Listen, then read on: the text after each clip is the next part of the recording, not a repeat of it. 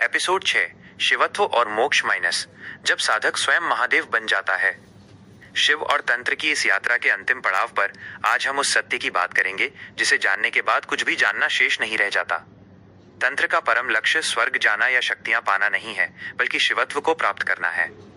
आज के एपिसोड में हम जानेंगे कि कैसे एक साधारण मनुष्य अपने भीतर के द्वैत को मिटाकर स्वयं महादेव के साथ एकाकार हो जाता है। मुख्य भाग 1। शिवत्व क्या है?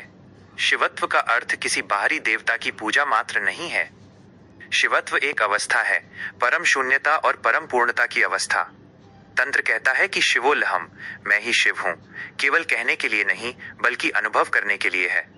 जब साधक के मन से मैं और मेरा का अहंकार मिट जाता है, तब जो शेष बचता है वही शिव है। यह वह स्थिति है जहां व्यक्ति संसार में रहते हुए भी संसार के बंधनों से मुक्त रहता है। 2। मोक्ष, बंधनों से आत्यंतिक स्वतंत्रता। अक्सर लोग समझते हैं कि मोक्ष मृत्यु के बाद मिलता है, लेकिन तंत्र जीवन मुक्ति में विश्वास रखता है, यानी जीते जी मुक्त होना। मोक्ष का अर्थ दुखों से भागना नहीं, बल्कि ये जान लेना है कि सुख और दुख दोनों एक ही सिक्के के दो पहलू हैं।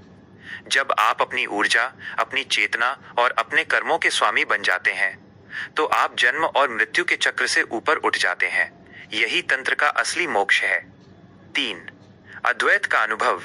इस श्रृंखला के दौरान हमने शक्ति, भैरव, यंत्र मंत्र और मुद्राओं की बात की। ये सब केवल सीढ़ियां थीं उस शिखर तक पहुंचने के लिए जहां साधक और साध्य के बीच का अंतर समाप्त हो जाता है।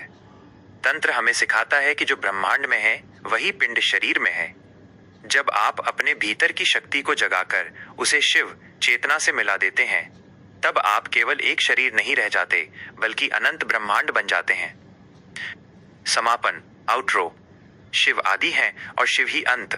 ये श्रृंखला यहाँ समाप्त हो रही है, लेकिन आपकी आत्म खोज की यात्रा अब शुरू होती है। याद रखिए, महादेव कहीं दूर कैलाश पर नहीं, बल्कि आपकी हर सांस और हर विचार में मौजूद हैं। बस अपनी आंखें खोलिए और अपने भीतर के शिव को पहचानिए। शिव और तंत्र की इस विशेष श्रृंखला से जुड़ने के लिए आप सभी का हृदय से धन्यवाद।